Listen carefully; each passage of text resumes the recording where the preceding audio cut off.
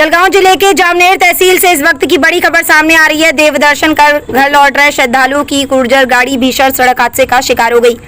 इस दर्दनाक दुर्घटना में 2 महिलाओं की मौके पर ही मौत हो गई, जबकि 10 से 12 लोग गंभीर रूप से घायल हो गए। घायलों में कुछ छोटे बच्चे भी शामिल बताए जा रहे हैं। जानकारी के अनुसार यह हादसा जामनेर तहसील के मालेदा भाड़ी गाँव के पास हुआ।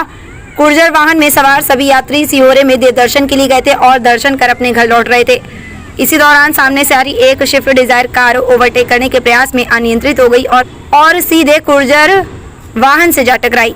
प्रत्यक्षदर्शियों के अनुसार टक्कर इतनी जबरदस्त थी कि क्रूजर वाहन के परखच्चे उड़ गए। हादसे में 2 महिलाओं की मौके पर ही मौत हो गई, जबकि अन्य 10 से 12 यात्री गंभीर रूप से घायल हो गए। घायलों में महिलाओं और बच्चों का भी समावेश है।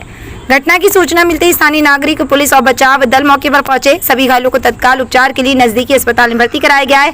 फिलहाल पुलिस मामले की जांच कर रही है और दुर्घटना के सही कारणों का पता लगाया जा रहा है। जलगांव शहर से शाहिर तेली की report, BK time news live के लिए। जिल्ह्यामधून रुग्णालयामधून आमचे सीएमओ डॉक्टर प्रशांत महाजन यांना अपघाताची खबर लागली। त्यात जवळपास 10 ते 12 रुग्ण अपघातग्रस्त झाले आहे अशी खबर सामाजिक कार्यकर्ते आणि पदाधिकाऱ्यांच्या मार्फत मिळाली। तात्काळ आम्ही पूर्ण उपजिल्हा रुग्णालय परिवहन इथे उपस्थित राहिला। 3 अँब्युलन्स उपलब्ध करून दिल्या। जवळपास 12 रुग्ण आपल्या दवाखान्यात दाखल झाले। त्यातील 2 जणांना पायाला फ्रॅक्चर होते, त्यांना थोडे कास्ट करून प्रथम उपचार देऊन जळगावला रेफर करण्यात आले।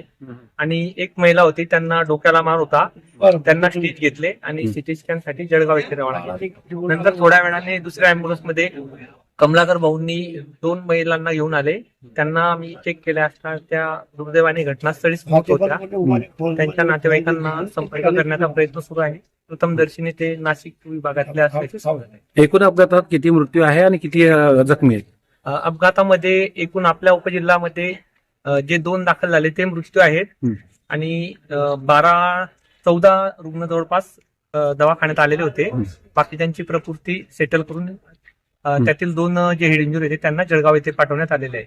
आणि अजून बोदवड ग्रामीण रुग्णालयात माहिती घेतली असता अपघातातील काही रुग्ण बोदवड येथे देखील परस्पर गेलेले आहेत।